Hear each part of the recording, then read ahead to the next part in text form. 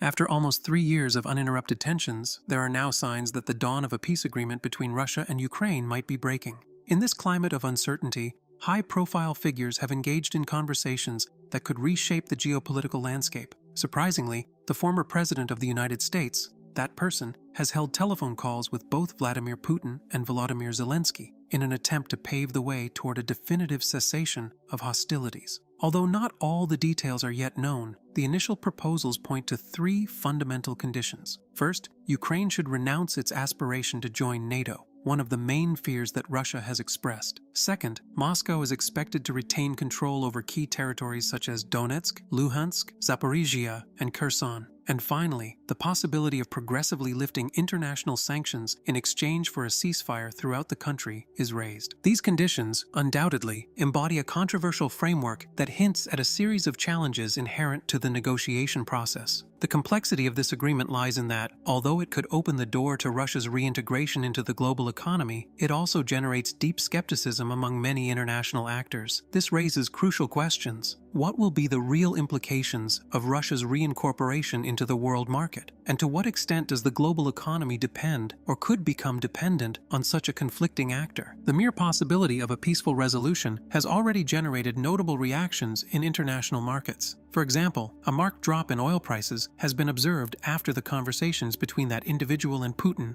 reflecting the expectation that Russia's return to world trade would increase the supply of crude oil. Before the escalation of the conflict, in 2021, Russia was positioned as the second-largest oil exporter, contributing approximately 10.8% of the global total, second only to Saudi Arabia. Furthermore, it is not uncommon to find parallels in other sectors. In the agricultural industry, for example, the prospect of a peace agreement has raised hopes about the restoration of grain shipments, which could have a similar effect on stabilizing prices internationally. Without sanctions and with the restoration of trade relations, the increase in oil supply could translate into lower prices, benefiting both consumers and industries. In the case of Europe, the geographical proximity to Russia would reduce transport and logistics costs, which in turn would help alleviate pressure on the trade balance. However, resuming energy ties is not an easy task. Recent history has left an indelible mark of mistrust, and rebuilding credibility in a market affected by years of clashes is, in many ways, a challenge comparable to trying to rebuild a collapsed bridge after a violent storm. The path to a normalization of relations with Moscow is fraught with obstacles. To regain its position in the international market, Russia will have to negotiate new contracts with European buyers and mainly demonstrate that it is possible to guarantee stability and security in the supply of resources. This process, loaded with both political and economic tensions, could be interpreted as a kind of concession to Putin's demands, something that many observers are not willing to accept without reservation. In a way, resuming trade relations could be seen as forgetting, or at least minimizing, the wounds and damage caused during these 3 years of conflict, which places Europe in front of a moral dilemma: opt for energy security at the cost of reopening old scars, or maintain a prudent distance that preserves fundamental principles. Added to this panorama is the fact that the United States has consolidated its position as the main oil supplier for the European Union, reaching around 15.2% of the total at the end of 2024. Meanwhile, other countries, Norway, Saudi Arabia, Iraq, and the United Arab Emirates, have intensified their exports, filling the void left by Russia in the global market. This readjustment not only reconfigures trade relations, but also illustrates how energy geopolitics constantly reinvents itself in response to the swings of power and diplomacy. In this sense, the rearrangement of energy sources acts as a thermometer of new international alliances and rivalries. The situation takes on an even more complex dimension in the realm of natural gas. Although Europe has managed to reduce its dependence on Russian gas, opting largely for liquefied natural gas, LNG, from the United States, Qatar, and Norway, the change has not been without challenges. Unlike oil, natural gas requires specialized infrastructure, such as pipelines and regasification terminals, to be processed and distributed effectively. Countries like Italy and Spain have invested considerable sums in the construction of these facilities in an effort to guarantee supply despite the technical and financial difficulties. Even so, the process is slow and expensive, which makes the temptation to re-import Russian gas remain latent, especially in those countries whose industries and manufacturing sectors have suffered the consequences of high energy prices, as has been the case in Germany. Ultimately, the future of any agreement will depend largely on the perception that is generated in the international arena about its fairness. If the pact is seen as an imposition that leaves Ukraine in a position of weakness, or as a resounding triumph for Putin without due concessions, it is likely that many countries will be reluctant to lift sanctions or resume smooth trade with Russia. This situation evokes historical episodes in which economic reconciliation was interpreted as a sign of weakness, opening the door to new threats. In this context, world leaders will be forced to balance the need for stability in energy markets and the global economy with the demand to maintain principles of justice and security that avoid repeating past mistakes. In short, the possible reintegration of Russia into the world economy is a scenario full of nuances in which economic interests, political dilemmas, and still open historical wounds converge. While Europe and other international actors weigh the risks and benefits of re-establishing trade ties with a country marked by conflict, it is clear that the search for peace not only involves the cessation of hostilities, but also a complex process of rebuilding trust in a globalized world. Russia's full incorporation into the fabric of the global economy will depend, first of all, on how imperative the need of other countries is to have oil and gas at competitive prices. Equally essential will be the perception of justice that the international community has regarding the final peace agreement. But then another crucial question arises: is Russia indispensable to the rest of the world economy beyond the energy sector? Although Russia held the 9th place in nominal GDP worldwide before the conflict, according to World Bank data, its economy has always been characterized by a strong orientation towards natural resources. This means that, beyond oil and gas, its presence in international trade is limited. Unlike manufacturing and technological powers such as China, the United States, or Germany, the Russian model has historically depended on the export of hydrocarbons. In 2021, approximately 60% of its exports corresponded to these products, while wheat, its second product, barely added up to 2.16% of the total, which shows that Russia is not an essential supplier of specialized or manufactured goods difficult to replace. On the other hand, its industrial sector, which already showed little diversification before the war, has further concentrated its resources, both physical, financial, and human, on military production. Since 2022, the Russian government has significantly increased spending on defense, reaching around 5.9% of GDP in 2023, in contrast to the 3.4% allocated by the United States and 1.7% by China. This percentage increased even more in 2024, driving a reorientation of the industrial sector towards the manufacture of tanks, missiles, and ammunition, leaving other areas of technological and industrial development in the background. However, it is not certain that this increase in military investment will translate into innovations applicable to the civilian sector.